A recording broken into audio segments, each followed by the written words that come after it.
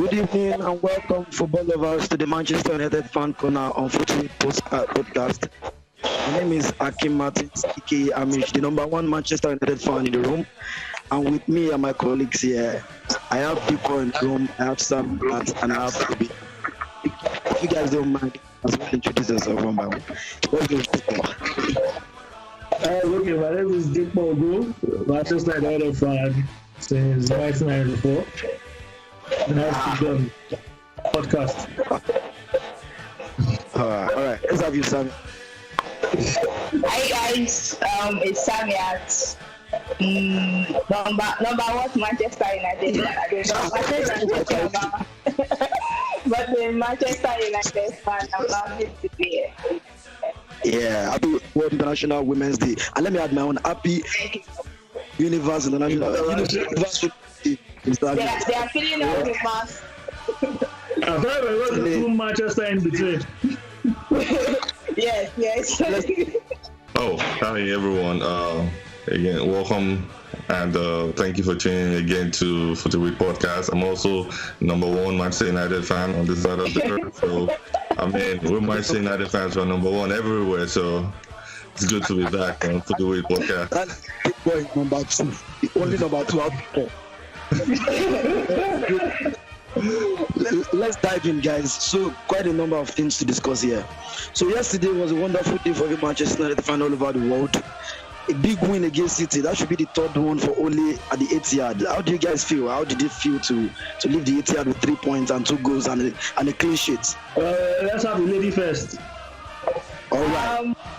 Yesterday was special because Manchester United previous performances have not been so good. So seeing Manchester United hold down City yesterday at the Etihad Stadium, seeing them stop their unbeaten record and all of that, and it was a different Manchester United team yesterday. The composure, the zeal, and all of that. It was so nice, and Manchester is red. Yeah. Yeah, Manchester is red. Shut up. You think? Tunde, you all go? Yeah, yesterday was an amazing day, like Samiat already said, man. Every victory over Manchester City will always take it, regardless of the competition. But yesterday being in the Premier League, 2 goals, clean sheet, the composure from the guys, the how delicately we were playing yesterday, everything just looked like it clicked yesterday for us. And yes, 3 points, clean sheet at the Etihad. We'll take it any day, anytime. Anytime, right on Sunday. I heard you say that before. Dipo, what do you think? Indifferent. Okay, well, I've been trying to catch all Manchester United games for the past 3 years, all of them. But this season has been a good run for me. I've seen all 43 games, but yesterday was best. Basically, was a victory over our noisy neighbors at their home, and essentially was a game where I think we played the best football this season. I wouldn't want to say, I don't want to judge them based on the scorelines. 2-0 was good at Etihad against a team that had John Stones and Bruno, who barely conceded goals. So yeah, it was a great day for me. Essentially, a great day. Best game I've seen this season for Manchester United. One thing about the game for me was the fact that just before the game, Ole mentioned something about the fact that one record was broken, and we saw one record broken. It said it was either Man City's winning streak or Manchester United's away winning streak. Away form. For me, anytime, any day, win against Man City is always something. I heard a number of people say, "Oh, now Manchester United fans are, celebrating a win against Man City. Oh, how the mighty has fallen." All of this was just falling on deaf ears for me. It doesn't matter. The 3 points, and considering the fact that we destroyed that 21-game winning streak, I was just so happy about it. And just before the game, I was talking to people about something. I said, "Oh God, this game is going to be 3 wins." Annihilated, or we win by narrow margin, or the usual draw against the big teams this season. So it was a fantastic one anyways. The guys were composed. Yes. It wasn't the best performance per se for me in terms of offensive football, but the composure from the guys, the consistency, the zeal, as Samiat said earlier, they were up to they followed the game plan and all of that stuff. So there's something about Tunde that we can all agree. I'm sure a lot of Manchester United fans, the fan base are currently divided right now about that guy. The great guy, the babyface assassin from Norway, the real legend. Some people remember I won't be agreeing with you, but Dipo is an indifferent. What do you guys think? What do you think about it generally? You understand? Samiat, like you want to say something. Let's just have Samiat go first or tonight because I don't know why. it's a special day. Do it much better under Ole. But Ole is not tactical enough. It's not clinical enough. That's why we are not getting the results we are supposed to be getting. We are having draws in games. We are definitely supposed to be winning and dropping points. That's why we are still struggling with second position and all of that. He's good with managing the players and bringing them together. I think we have a good squad with a very clinical and tactical manager. Manchester United should be topping that table right now, but with Ole, there are just a lot of sloppiness here and there this season, and even there needs to be some. He's good enough, he's not clinical enough. He doesn't make decisions. Even during games, there are some things that just basic. Change this player, make these changes. He doesn't. It's like he drags to make those changes, and at the end of the game, we have all seen it all through the season. So I'm just leading it. Oh, you're different like the ball. Let's have it. Our faces. Let's have you. Yeah, Samiat mentioned my second point, and that is that Ole has he sometimes forgets that he needs to make changes, or he's scared about the changes that he's supposed to make. But for me, my main point and my main concern for Ole is that he's a plan B type manager. He has plan B, he doesn't have a plan A. Counter-attack is good football when you have something else going for you. But when you are unable to play counter-attack, if Manchester United is unable to play counter-attack, they have mostly suffered this season, and as I have observed on my own part, and without any other attempts to play, without any other thing to play, it's difficult. It has been a very difficult season to watch when we don't have anything else, when teams are sitting back, when teams are stepping back, So I've always said at the beginning of the season, hey, as long as you take out the Ole factor, United can win the season, can win the league this season. With the caliber of players that we have on that team, they are able to win the league this season. I mean, even with this factor, they're able to still be second on the table. So I don't want to say fire Ole, but I would prefer another manager in the stead of Ole, in the place of Ole, where I know that with a tactically gifted manager, the club will be far, far ahead than where we are right now. Thank you, Tunde. You just practically said you want Ole out, but you didn't say it straight. I mean, hey, it's too early to fire Ole, right? I mean, look at all the good things that he has done. Believe me, one of the things that I love about Ole is the ability to get all those old legs out of the club. Ashley Cole, Alexis Sanchez, Valencia, all of these players, Smalling, Jones, these players, they seem like when he lacks in that tactical aspect, and it's almost really too obvious. Yeah, which is very key. Dipo, let's have you, my indifferent man. I'm tired of hiring and firing managers, basically. But like Tunde just said, he's been able to get out the dead woods, the dead legs, and what have you in the team, which is a good thing. You can't help but heap praises on him for that. And I think for him to prosper, I'm sure he has players that he would want to bring in. Have they worked with him in that line? Have they been able to bring in players, the kind of players he really wants? He wanted a Jadon Sancho, for example, last season, and I'm sure he tendered his list of requests before the summer transfer window. nothing was done, and you expect him to do magic. It's not Harry Houdini or Professor Pella if you want to in local balance. What we can do with Ole right now is continue to support him. Yes, I might agree with him not being able to make those tactical changes in terms of doesn't know when to bring on players or who to bring on at a given time. But we had those in Mourinho for crying out loud. And what was the best he did in the league? Was second.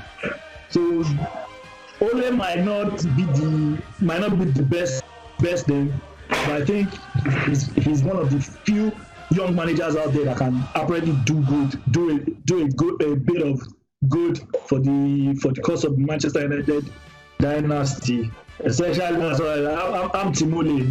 I'm Team Old Boys. I'm Team Manchester United legends. I know. Thank you. 99. Yeah, at least our most glorious years was Ole Gunnar Solskjaer that brought it to us. So, trouble, Charlie. Yeah.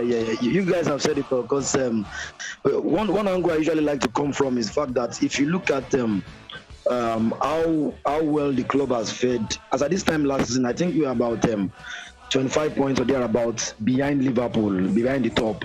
And for him to have brought I think what Tunde said suffices a lot, because he lacks that tactical prowess. He's not the Guardiola that can manage a game when there's a crisis or something.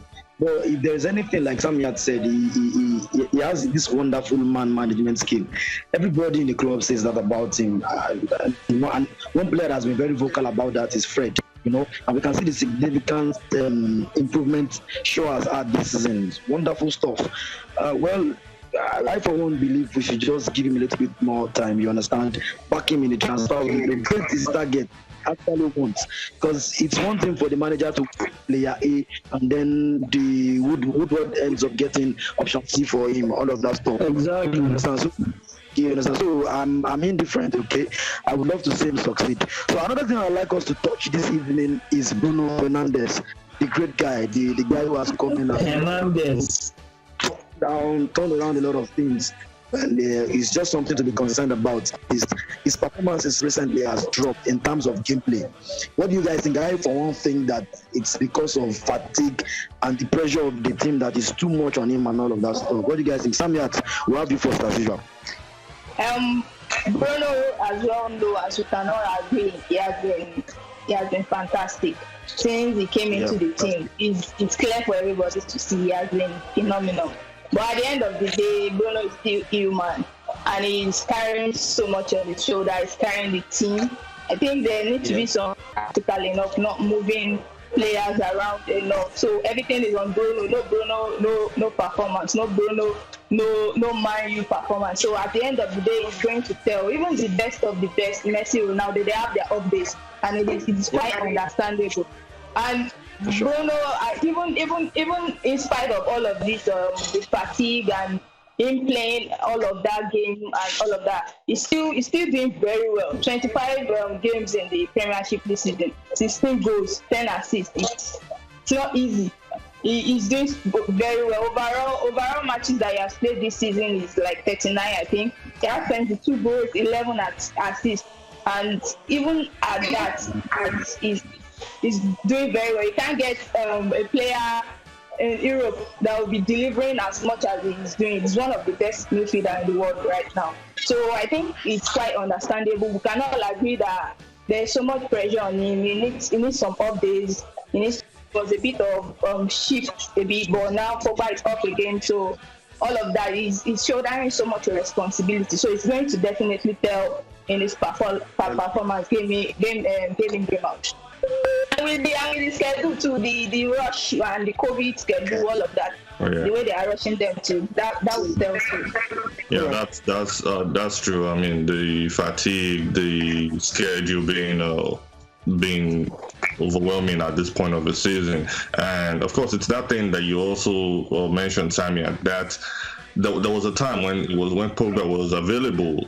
Pogba was taking some of those pressure off of Bruno Fernandes. Yes, one of them would draw back and another would go all together. One of them, and in most cases it was McTominay that was making those forward runs, taking some of the pressure off Bruno Fernandes. In a time when McTominay is not playing, or when we have Matic playing and the opposing team are pressing on Fred and whoever it is back there, it puts a lot more pressure on Bruno Fernandes, because in a way you are closing up his own space, you're closing him up to not be as creative as he can be, so he's having to even drop deeper to try to retrieve the ball, and it takes, I believe that Ole is the manager in charge anyway.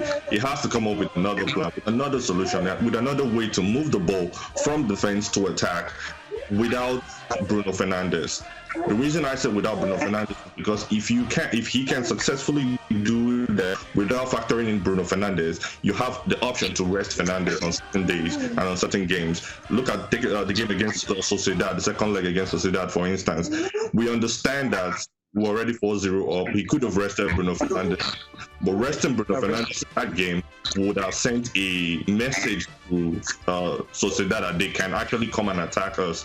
But playing Bruno Fernandes puts some type of fear in the opposing players. I'm not happy with playing Bruno Fernandes in that second leg, but it puts a sort of fear in the opposing team that, hey, you guys cannot relax. You can't just take it out, this is going to be a one-way traffic.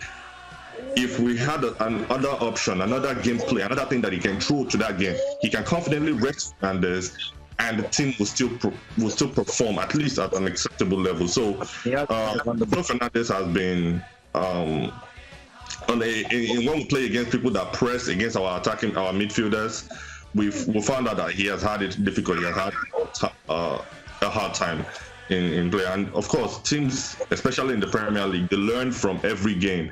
That's why the Premier League is the best league in the world. They learn from every game. Nobody is a walkover. No team just sits back and lets you do what you want to do. So, yeah. Thank you very much, Tunde. Let's have you, Baba Dips.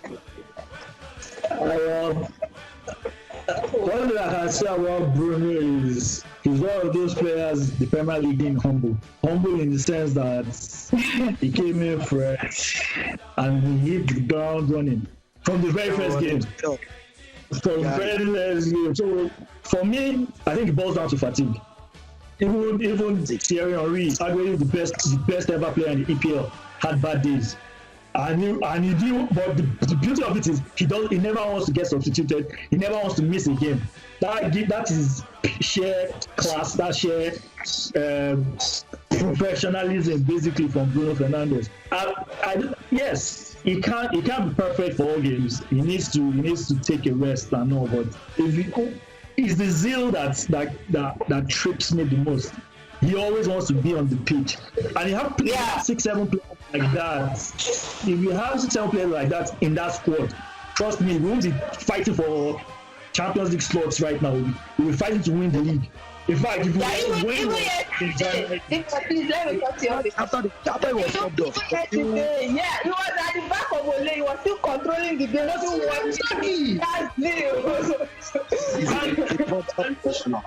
He has racked up stats. He's racked up stats in the EPL where he on a good day should take him 3 or 4 seasons to do. He's done it already in a season and a half. Calendar year. Became the winner that he met in the league. So I don't know. Yes, he should get the break. He should get the rest. But at the end of the day, me, if I don't see Bruno Fernandes in that team, I know that there's a problem. But that's the problem. That's the major problem. I beg, it should be the problem. We can't do without Bruno Fernandes at this moment. And that's the problem. What did he get injured? It's even good. It's just like the Tottenham Hurricane factor. When Hurricane is out, no performance. So why the continuous pressure and all of that, it might get to him at some point, and you might have to not see him. So there has to be some balance somewhere. Yeah, so just to consider. Okay, I agree. I'm just being selfish, basically. That is in my FPL team, so I need him to rack up goals and assists. It just has to be about the FPL. Okay, I know you well. I knew you just had to be about the FPL team. I can't. Yeah, That's the way we are getting involved. That's the control we have. So Okay, so guys, what would you define as a successful season for Manchester United? But before we touch that, I was going to say something about. I've always said this. I mentioned it Dipo a few times. I'd like to see only in the role of a technical director, a director of football, because I think he's good with recruitment. He has eye for good players. He has a way of facing out old legs. Maybe he will do a better job there. What I want us to really talk right now is for this season, what will you guys define as success? Because right now we are in the quarterfinal of the FA Cup. Yeah, the FA Cup. We are in the round of 16 for the Europa League and second on the table. But dead and all. Where would you define as success? Let's have the person that's supposed to be first as usual. Let me just say something about the DFO position for Ole. I think it's perfect for him. Provided we get a more tactical and clinical manager, I think it's perfect. Look at Luke Shaw, Fred, and the likes. Look at what they are doing, the way they are performing, and most of his transfers now they are spot on. Luke Shaw is performing excellently. I think he has the most assists or so. He's performing very well for a left back. He's doing so well. He has improved. I don't know if he is the DFO position will be perfect for Ole. He has man management and he knows the way to get Woodward to do some things, like to do something, even though he will still resist, but he still gets some of the good players. And like for the successful, defining a successful season, it will be let us get some trophies. Because so far, I think we have the team. We have the teams, just the management and getting everything to work. It's getting some trophies at the end of the day, qualifying for Champions League. That would be nice. But getting some trophy and not just getting to the semi-final again, and you know what happened when we got to the semi-final. So definitely getting some trophies. Maybe Europa League would be nice, and then qualifying for Champions League definitely, because the EPL, the way I see it, it's still not anything can happen though. The way I see it, Man City has one hand on it right now, but anything can happen now. Form can decide to dismantle Man City, anything can happen. But let's just qualify for Champions League and get some trophies. Yeah. All right, great. Tunde, let's have you. Yeah, I mean that's it, man. Qualifying for the Champions League that's a great. That will be definitely considered success for Ole, and winning a trophy, preferably the Europa League. Exactly. Preferably, actually, yeah. And the reason I prefer the Europa League is because of the likes of the teams that are there. We have to play AC Milan next. Inter Milan is still there, so we have really solid competition in the Europa League. So if we can go through all of those guys, especially, I don't know if we ever meet Inter Milan, but if we do meet Inter Milan, to do to them, like, yes, you get all players and we still got one over you. That would be great. A trophy, yes, definitely would be considered success for Ole this season. Anything else is just going to be added on. Ole has the Inter is out of Europa League. Inter out? Yeah, yeah. I'd have loved one over them, but anywho. Yes, Ole has a what's it called? Director of football. That would be a fantastic position for him because of, we already talked about it. His ability to get out the dead leg and get in actually quality, maybe not from quality yet, but at least get in talent, young talent. Daniel James, Diallo, Van der Beek, all those type of players that are exciting, that are prospect in Europe. Bruno Fernandes.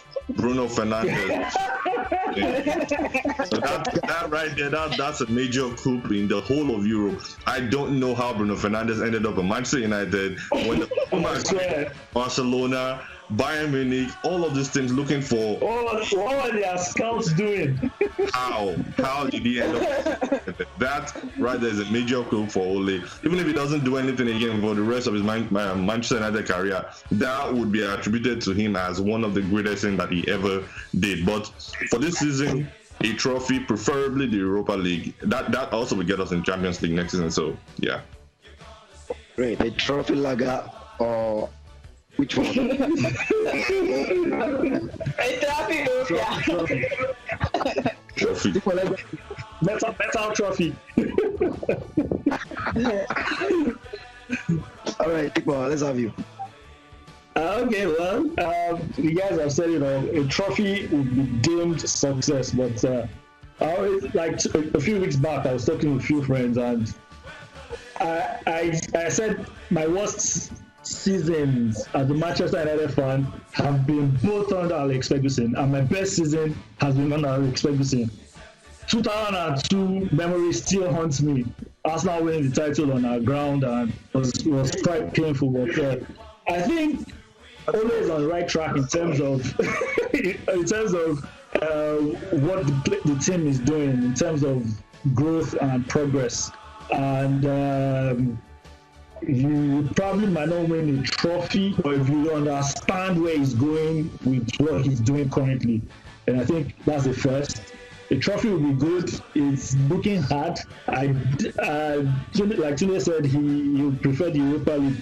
I think that's the toughest competition in Europe. Essentially, you play teams from the eastern part of Europe, northern side of Europe. You play a lot of teams. In fact, you play more games in Europa League than you play in your Premier League, just to get to the final.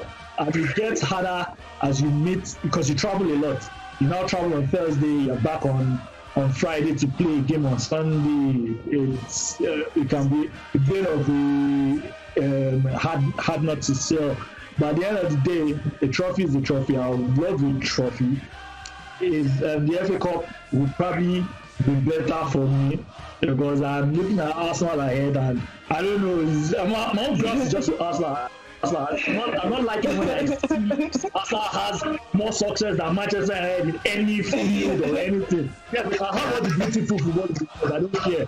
Play all the nicest kind of football, I don't care. But as long as we are winning or we are ahead of them in terms of success, then I'm fine. Yeah, so yeah, a trophy, one trophy. Outgrow that Arsenal people who type. They're no longer in the same category. They are with Leicester and all those other guys. Arsenal.